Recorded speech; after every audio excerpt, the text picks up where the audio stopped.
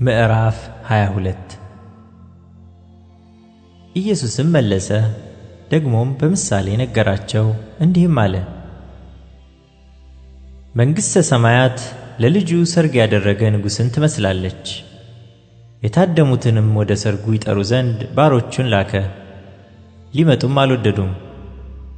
ደግሞ ሌሎችም ባሮች ልኮ የታደሙትን እነሆ ድግሴን አዘጋጀሁ፣ ኮርማዎቼና የሰቡት ከብቶቼ ታርደዋል፣ ሁሉም ተዘጋጅቷል፣ ወደ ሰርጉ ኑ በሏቸው አለ። እነርሱ ግን ቸል ብለው አንዱ ወደ እርሻው ሌላውም ወደ ንግዱ ሄደ። የቀሩትም ባሮቹን ይዘው አንገላቷቸው፣ ገደሏቸውም። ንጉሡም ተቆጣ፣ ጭፍሮቹንም ልኮ እነዚያን ገዳዮች አጠፋ፣ ከተማቸውንም አቃጠለ። በዚያን ጊዜ ባሮቹን ሰርጉስ ተዘጋጅቷል፣ ነገር ግን የታደሙት የማይገባቸው ሆኑ። እንግዲህ ወደ መንገድ መተላለፊያ ሄዳችሁ ያገኛችሁትን ሁሉ ወደ ሰርጉ ጥሩ አለ። እነዚያም ባሮች ወደ መንገድ ወጥተው ያገኙትን ሁሉ ክፉዎችንም በጎዎችንም ሰበሰቡ፣ የሰርጉንም ቤት ተቀማጮች ሞሉት። ንጉሡም የተቀመጡትን ለማየት በገባ ጊዜ በዚያ የሰርግ ልብስ ያልለበሰ አንድ ሰው አየና፣ ወዳጄ ሆይ የሰርግ ልብስ ሳትለብስ እንዴት ወደዚህ ገባህ? አለው። እርሱም ዝም አለ። በዚያን ጊዜ ንጉሡ አገልጋዮቹን እጁንና እግሩን አስራችሁ በውጭ ወዳለው ጨለማ አውጡት፣ በዚያ ልቅሶና ጥርስ ማፋጨት ይሆናል አለ። የተጠሩ ብዙዎች የተመረጡ ግን ጥቂቶች ናቸውና። ስለዚህ ፈሪሳውያን ሄዱና እንዴት አድርገው በነገር እንዲያጠምዱት ተማከሩ። ደቀ መዛሙርታቸውንም ከሄሮድስ ወገን ጋር ላኩበት። እነርሱም መምህር ሆይ እውነተኛ እንደሆንህ በእውነትም የእግዚአብሔርን መንገድ እንድታስተምር እናውቃለን፣ ለማንምም አታደላም፣ የሰውን ፊት አትመለከትምና። እንግዲህ ምን ይመስልሃል? ንገረን፣ ለቄሳር ግብር መስጠት ተፈቅዷልን ወይስ አልተፈቀደም? አሉት። ኢየሱስም ክፋታቸውን አውቆ እናንተ ግብዞች ስለምን ትፈትኑኛላችሁ? የግብሩን ብር አሳዩኝ አለ። እነርሱም ዲናር አመጡለት። እርሱም ይህች መልክ ጽሕፈቲቱስ የማን ናት? አላቸው።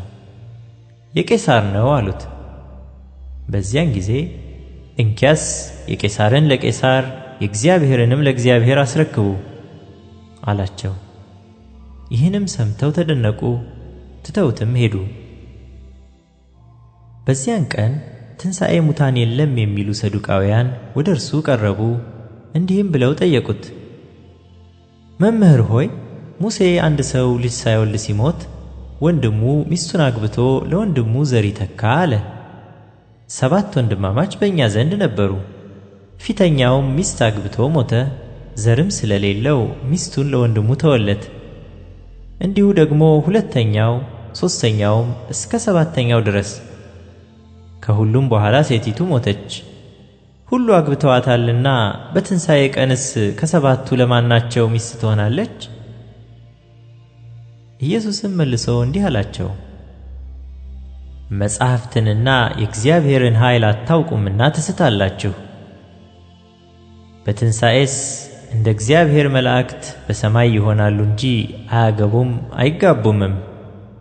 ስለ ትንሣኤ ሙታን ግን እኔ የአብርሃም አምላክ የይስሐቅም አምላክ የያዕቆብም አምላክ ነኝ የሚል ከእግዚአብሔር ዘንድ ወደ እናንተ የተባለውን አላነበባችሁምን? የሕያዋን አምላክ ነው እንጂ የሙታን አይደለም። ሕዝቡም ይህን ሰምተው በትምህርቱ ተገረሙ። ፈሪሳውያንም ሰዱቃውያንን ዝም እንዳሰኛቸው በሰሙ ጊዜ አብረው ተሰበሰቡ። ከእነርሱም አንድ ሕግ አዋቂ ሊፈትነው መምህር ሆይ ከሕግ ማናቸይቱ ትእዛዝ ታላቅ ናት? ብሎ ጠየቀው። ኢየሱስም እንዲህ አለው፣ ጌታ አምላክህን በፍጹም ልብህ በፍጹም ነፍስህም በፍጹም ሐሳብህም ውደድ። ታላቂቱና ፊተኛይቱ ትእዛዝ ይህች ናት። ሁለተኛይቱም ይህችን ትመስላለች። እርሷም ባልንጀራህን እንደ ነፍስህ ውደድ የምትለው ናት። በእነዚህ በሁለቱ ትእዛዛት ሕጉም ሁሉ ነቢያትም ተሰቅለዋል። ፈሪሳውያንም ተሰብስበው ሳሉ ኢየሱስ ስለ ክርስቶስ ምን ይመስላችኋል? የማንስ ልጅ ነው ብሎ ጠየቃቸው። የዳዊት ልጅ ነው አሉት። እርሱም እንኪያስ ዳዊት ጌታ ጌታዬን ጠላቶችህን የእግርህ መረገጫ እስካደርግልህ ድረስ በቀኜ ተቀመጥ አለው ሲል እንዴት በመንፈስ ጌታ ብሎ ይጠራዋል? ዳዊትስ ጌታ ብሎ ከጠራው እንዴት ልጁ ይሆናል አላቸው። አንድም ቃልስ እንኳ ይመልስለት ዘንድ የተቻለው የለም። ከዚያ ቀንም ጀምሮ ወደፊት ማንም ሊጠይቀው አልደፈረም።